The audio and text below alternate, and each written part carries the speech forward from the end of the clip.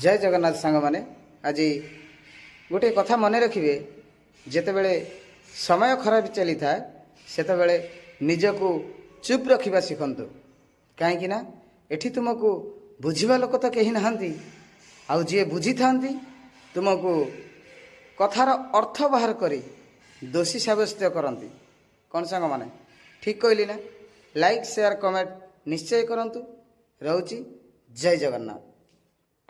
जय जगन्नाथ सांग माने आज गोटे कथा मन रखिए जितेबले समय खराब चली था सेतबेले निजको चुप रखा शिखतु कहीं एठी तुमको बुझा लोक तो कहीं नहांती आउ जी बुझी था तुमको कथार अर्थ बाहर करी दोषी सब्यस्त करती कौन सांग माने ठीक कहली ना।